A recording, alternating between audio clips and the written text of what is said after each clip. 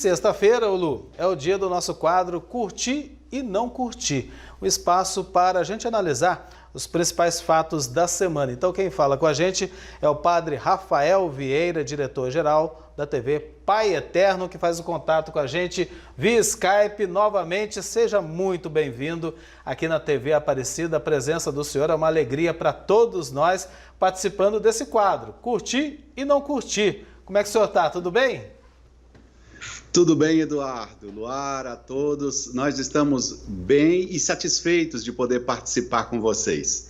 Tá ótimo, uma boa tarde para você, padre. A gente começa falando, do projeto de lei que foi sancionado pelo presidente Jair Bolsonaro, que dá autonomia para que estados, municípios e até empresas comprem doses de vacinas. Lembrando que todos só podem adquirir vacinas autorizadas pela Anvisa. Na sua opinião, padre, foi uma decisão importante no combate à Covid? Luara, foi uma decisão muito importante, mas eu gostaria de, antes de falar da decisão, falar de como a decisão foi apresentada. Depois de 37 eventos públicos em que o presidente da República se apresentava ostensivamente sem máscara, ele apareceu devidamente equipado. Isso eu curti muito, mas a alegria durou muito pouco. Ontem, como todos nós sabemos, um dos seus filhos mandou as pessoas que defendem o uso de máscara fazer algo impublicável. Mas o que importa mesmo é que o presidente sancionou a lei que autoriza a compra das vacinas por estados, municípios e empresas. Depois de tomar conhecimento mais detalhado, Luara, eu fiquei com um bocado de dúvidas sobre a viabilidade da lei, uma vez que os estados, municípios e empresas podem comprar contando que enviem essas vacinas para o Ministério da Saúde. Na verdade, o ente que conseguir fazer isso, quer dizer, o estado, o município ou a empresa, vai estar suprindo, na verdade, a obrigação do governo federal. Mas, de toda maneira, é bom que o caminho tenha sido aberto para mais pessoas colaborarem no combate a essa verdadeira tragédia nacional que estamos vivendo. Uma tragédia que não é uma fatalidade sem explicação. Se nós chegamos a esse ponto doloroso, existem causas bem conhecidas e incômodas que, na hora certa, depois de passar a emergência, nós devemos tratar delas com muito rigor. Não esquecer de nenhuma delas. O que a gente precisa nesse momento é de vacina. Padre, outro assunto que foi destaque, agora falando de economia no contexto dessa pandemia, em um ano que foi decretada a pandemia, a alta dos alimentos é quase o triplo da inflação.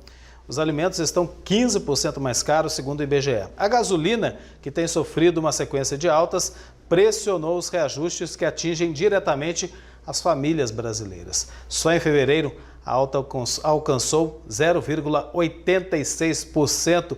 Padre, olha só, a maior alta desde fevereiro de 2016, empobrecendo cada vez mais a nossa população, né? Pois é, não dá para curtir de jeito nenhum isso, né, Eduardo? Porque, na verdade, se a gente pensar bem, os aumentos colocados num momento como esse que nós atravessamos são absolutamente cruéis, não é? Absolutamente cruéis. Eu queria falar, por exemplo, da produção agrícola. Nós, na verdade, somos o terceiro produtor agrícola do mundo.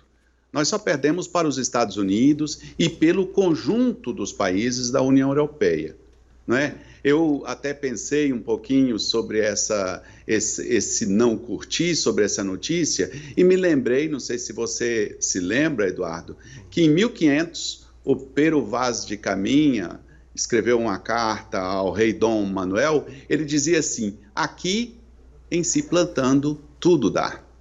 Quer dizer, apesar da degradação, de queimadas, de tantas outras agressões, alimentos, por exemplo, não poderiam subir no Brasil, uma vez que nós somos uma terra assim tão especial na produção desses alimentos. Mas, é claro, nós sabemos bem, a pandemia impactou tudo. Agora, o que não dá de jeito nenhum para aceitar, Eduardo, é que esses preços, você falou da gasolina, eu estou falando dos alimentos, mas que esses preços sejam majorados acima da inflação. E pior, 3 vezes a inflação. não é? Não dá para a gente aceitar isso, não dá para a gente apreciar isso de jeito nenhum, muito pelo contrário, fica o nosso protesto, porque a situação daquelas pessoas que recebem pouco já está bastante difícil e o aumento só complica mais, Eduardo. Isso mesmo, padre. Inclusive, falta uma política interna de abastecimento para garantir preços. E para a gente encerrar, tem a PEC emergencial que foi aprovada ontem, segundo turno na Câmara dos Deputados. Para validar, faltam apenas os destaques. Agora, padre, o valor ainda não foi anunciado pelo governo, fica essa dúvida. Em torno aí de 4 parcelas de R$ 250, ou entre R$ 175 a R$ 375, de acordo com o perfil do beneficiário. E aí, essa notícia, qual o seu ponto de vista? Olha, Luara, eu não posso deixar de dizer, porque eu acho que é uma vontade que todo mundo tem de dizer, é que o auxílio era um grito geral. Pelo que eu sei, os grandes movimentos sociais que ainda têm voz no Brasil, eles estavam gritando por essa volta do auxílio emergencial. É fundamental. E a gente, então, acolhe essa aprovação da PEC, que ela ainda parece, pelo visto até agora, que tem que fazer um itinerário lá no parlamento. Mas, de toda maneira, eu gostei muito da aprovação feita até agora por uma questão simples. Você não pode pedir a alguém que não tem a segurança do trabalho e do salário para ficar em casa, se você não ajudar essa pessoa a ficar em casa, não é? As pessoas não podem ficar em casa morrendo de fome dentro de casa. Os governos, Luara, os governos do mundo inteiro pensaram nisso. Os governos do mundo inteiro pagaram por isso. Estão pagando por isso. Hoje mesmo, aqui no TJ Aparecida, nós vimos o anúncio lá do presidente dos Estados Unidos para ajudar a população, para facilitar a vacinação. Os governos pagaram isso. Então, é importante que a gente entenda que o dinheiro disponibilizado para esse auxílio não é do governo, não é do Congresso. O dinheiro para o auxílio emergencial é do contribuinte brasileiro. É o povo brasileiro ajudando o povo brasileiro. Ninguém está fazendo nenhum favor. E você tem toda a razão.